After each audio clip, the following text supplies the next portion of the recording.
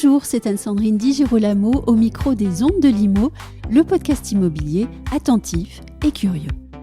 L'investissement immobilier monothématique se renouvelle. Il y a encore peu de temps, on parlait d'immobilier commercial, d'immobilier de bureau ou d'immobilier résidentiel, par exemple.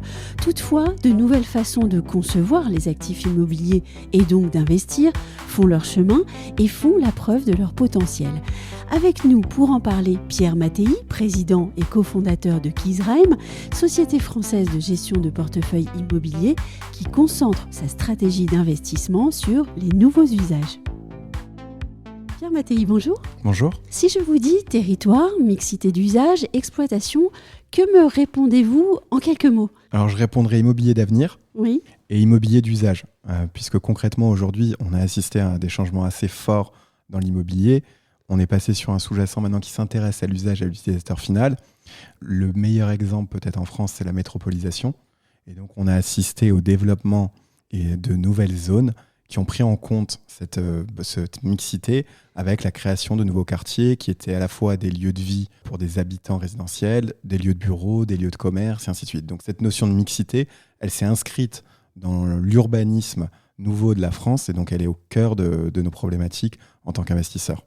Alors vous m'avez parlé d'avenir, mais j'avais cru comprendre aussi que chez vous, il y avait question de conviction. C'est une conviction de longue date, puisque depuis le premier jour, on s'est intéressé à ce sous-jacent immobilier par le prisme de la consommation. On a été très surpris quand on est arrivé sur ce marché de se rendre compte que l'immobilier ne s'intéressait peu au client final.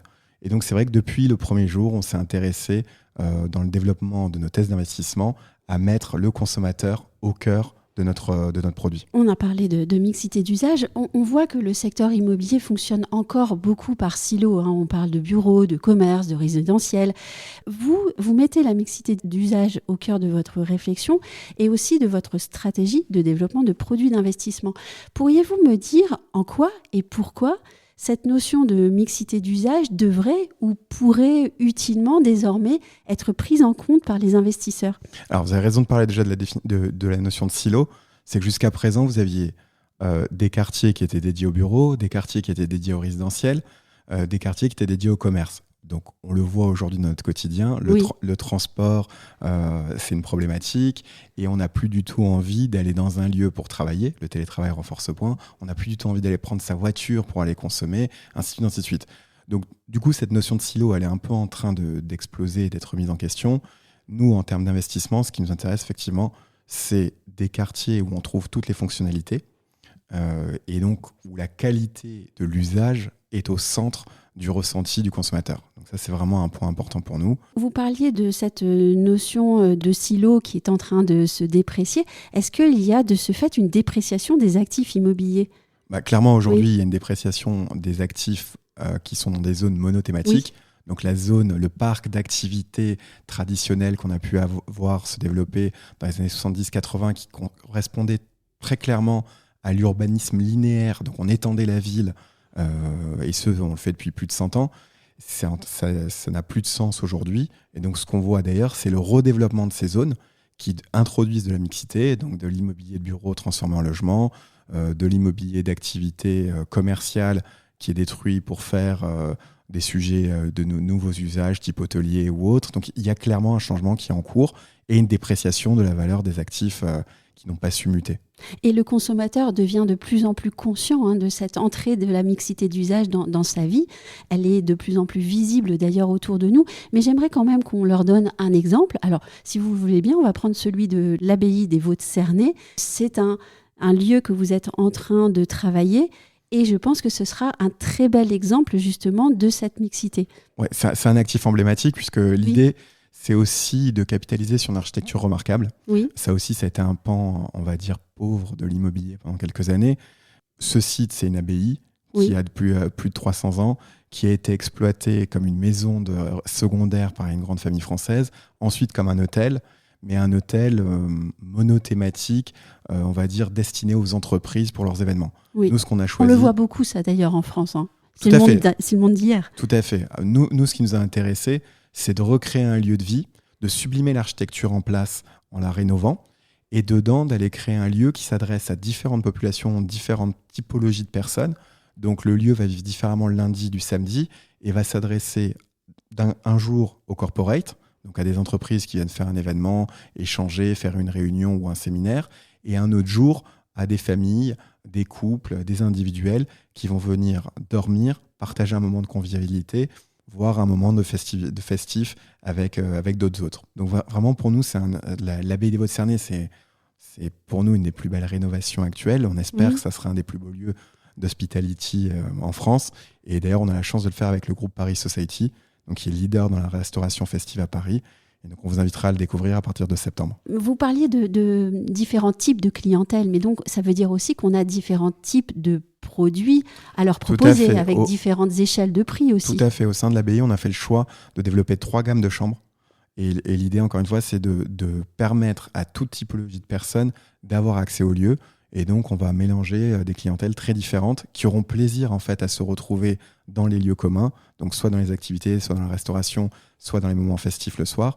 Et c'est aussi ça qui crée la magie d'un lieu et le côté intéressant. Et un lieu exploité à 100% de son temps. 100% du temps, exactement. Au cœur de votre stratégie se trouve aussi l'idée selon laquelle la valeur de l'immobilier dépend aussi de son exploitation. Alors avec un nouveau produit, c'est une nouvelle solution d'investissement basée sur l'usage. Est-ce que selon vous, désormais, un investissement, pour être pérenne ou moins risqué, doit porter sur les murs ainsi que sur l'exploitation de ces murs obligatoirement ? Alors, oui et non. Oui. Je dirais plutôt non quand même, de manière générale, parce que chaque typologie d'actifs a ses particularités. Et si demain vous achetez un bâtiment de logistique, vous n'avez pas envie de rentrer dans la gestion des cartons ou la gestion des flux. Donc pas d'extrémisme en matière. Non, tout à fait. En revanche, c'est une part de plus en plus importante de l'investissement et il y a certaines typologies d'actifs qui s'y prêtent plus que d'autres. Nous, on pense que tout ce qui est l'immobilier d'hospitality, donc l'hôtellerie, le coworking, le co-living, sont des classes d'actifs qui se prêtent, dans certains cas, à un investissement mûr et exploitation. L'idée étant d'être accompagné dans l'exploitation de ces lieux par des opérateurs qui les managent. Oui. Donc, si on prend un exemple hôtelier, Accor par exemple, ou un IWG sur le secteur du coworking. Et nous, on réalise l'investissement sur les murs et sur l'exploitation, ce qui nous permet à la fin de bénéficier de la création de valeur liée à l'exploitation. Donc, vous avez un rendement mur plus un rendement exploitation. Vous parliez d'hôtellerie, mais c'est quand même une hôtellerie particulière aussi. Alors, c'est toujours un sujet de conviction que vous évoquez en amont. Nous, on a une conviction sur l'hôtellerie conviviale, l'hôtellerie de partage, l'auberge, entre guillemets, nouvelle génération. Donc, on est plutôt enclin à investir sur des sujets dits lifestyle, donc des lieux où les résidents du quartier vont boire un verre, manger et peut-être faire la fête. Et d'autres populations se mixent, donc les touristes, le corporate ou autres, pour venir dormir, manger et ainsi de suite. Donc, c'est vrai qu'on est plutôt sur l'investissement dans des lieux ouverts vers l'extérieur. Oui, vous parliez d'auberge. Vous êtes d'ailleurs en train de travailler sur une auberge étudiante magnifique à Rome, qui d'ailleurs ne ressemble pas trop à une auberge d'étudiants. Tout à fait. C'est la seconde vie d'un immeuble. C'est un ancien palais qui a été exploité pendant quelques années par un hôtelier dans un format très classique. Oui. Aujourd'hui, on le convertit en Joe & Joe, auberge de jeunesse, et on ouvre début août. Qui sont les investisseurs intéressés par ce nouveau type de produit ? Alors déjà, dans le monde de l'investissement, ce qui a très fortement changé, vous l'évoquiez en amont, jusqu'à présent, il y avait des typologies phares, et donc majoritairement, l'investissement professionnel se faisait à travers la classe d'actifs bureaux. Forcément, avec ce qui s'est passé avec le Covid, le télétravail ou autre, il y a eu une remise en question de ce modèle et de cet investissement monothématique, et donc les investisseurs ont souhaité aller sur d'autres typologies d'investissement. Sur le sujet d'usage, tout type d'investisseurs vont s'y intéresser. Les investisseurs institutionnels étrangers s'y intéressent déjà et sont très présents, notamment dans les pays anglo-saxons. Et aujourd'hui, nous, on pense que les investisseurs privés qui ont une certaine connaissance de la matière immobilière ont envie d'investir dans cette typologie, donc mur plus exploitation. Vous parlez des anglo-saxons. Est-ce qu'il faut évangéliser un petit peu les investisseurs français ? Alors, on a une particularité dans le monde immobilier français, c'est le bail commercial, issu du Code civil et qui a quand même plusieurs décades derrière lui. Donc oui, il y a un travail d'évangélisation, il y a un travail quelque part de pionnier, notamment dans un marché qui est régi par les expertises immobilières. Et donc il y a beaucoup d'échanges, il y en a en permanence qui sont en cours pour voir comment on peut impacter positivement les valorisations de ces actifs. Alors la fiscalité, en revanche, ça parle toujours aux investisseurs français. Est-ce que ce type de produit, c'est intéressant fiscalement parlant ? Alors, tout dépend de son horizon d'investissement. Ce ne sont pas des produits fiscaux à proprement parler, mais c'est effectivement des produits... Il doit y avoir des avantages. Alors, il y a un avantage sur une détention moyen terme, effectivement, qui est à la fois un produit qui est hors IFI, et ensuite un produit qui, à un moment donné, vous permet de bénéficier de la flat tax. On va passer aux critères environnementaux. J'aimerais savoir s'ils viennent désormais en ligne de compte chez les investisseurs professionnels. Je parle des critères ESG, de la lutte contre l'obsolescence des bâtiments, de la réhabilitation urbaine. Est-ce que tout ça devient important pour les investisseurs, mais surtout, est-ce que ça devient important pour eux au même niveau d'exigence que celui des utilisateurs et des clients ? Alors, je pourrais vous faire deux réponses. Une réponse faites les deux. Très corporate. Oui, bien sûr, c'est au centre des préoccupations. Et peut-être une réponse un peu plus transparente et réaliste. C'est la réglementation qui nous force à le mettre au cœur de nos préoccupations. Et après, c'est adressé de manière plus ou moins pointue et sincère par l'ensemble des acteurs de la place.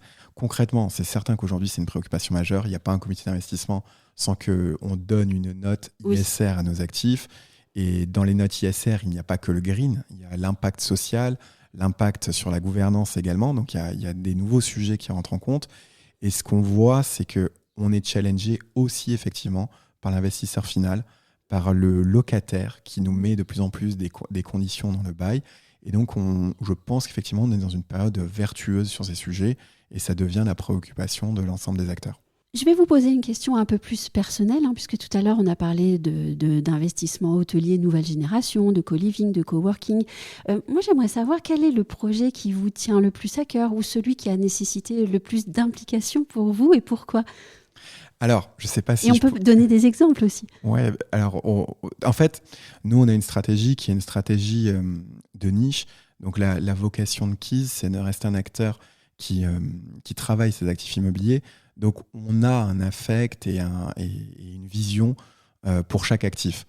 Forcément, il y en a qui sortent du lot. Je pense que le sujet le plus important pour nous, ça a été probablement la LX Factory, qui est la rénovation d'une friche industrielle où il y avait des manufactures pour imprimer des journaux et dans lequel on a réussi à faire un lieu de vie qui a été occupé à la fois par des restaurateurs, par des artisans, par des utilisateurs bureaux et ainsi de suite, et qui est devenu un lieu d'utilité publique reconnu par la mairie de Lisbonne et le 4e site le plus visité de Lisbonne. Donc c'est sûr que pour nous, en termes d'impact, ça a été très important et ça nous a permis aussi d'écrire la suite de nos convictions pour les années à venir. On parle d'action sur les quartiers, je crois que ça c'est très très important pour vous. On peut parler d'autres projets de reconversion de friches, par exemple celle de la Halle G1 à l'île Fives-Caille. Tout à fait, la Halle G1 à Fives, à l'origine c'est un quartier où on fabrique les voies ferrées. Donc c'est un quartier industriel, c'est un quartier qui est à proximité des voies ferrées d'ailleurs aujourd'hui, donc dans lequel vous passez quand vous allez arriver à la gare à Lille.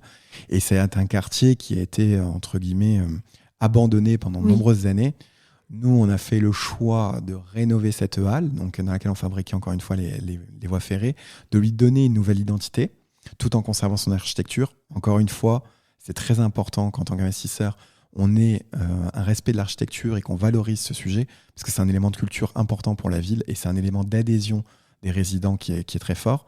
Et dans l'usage, on est allé apporter des choses très différentes, avec un mur d'escalade, un bar convivial où vous avez un brasseur qui vous brasse toutes les bières de l'île, une production de houblon sur le bâtiment, une production agricole.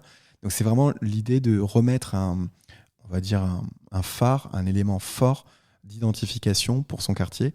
Et autour de cet élément va se reconstruire le quartier avec une offre résidentielle, bureau, industriel, ainsi de suite. Donc très mix.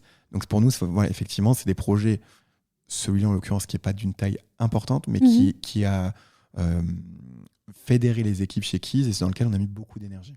En somme, c'est l'investisseur immobilier qui a un poids et une action forte sur les quartiers et qui permet de leur redonner vie. Alors, on n'est pas seul, et c'est pour ça aussi d'ailleurs qu'on s'associe avec les exploitants, parce qu'ils y contribuent énormément, mais c'est vrai que nous, on est investisseurs long terme, et donc quelque part, on est les garants du bon fonctionnement de nos actifs et de l'impact positif qu'ils peuvent avoir sur les quartiers. Donc, c'est certain que dans la chaîne de responsabilité, on joue un rôle important. Et cohérent avec votre exigence de qualité environnementale des projets aussi. Tout à fait. Un grand merci Pierre Mattei. Merci beaucoup.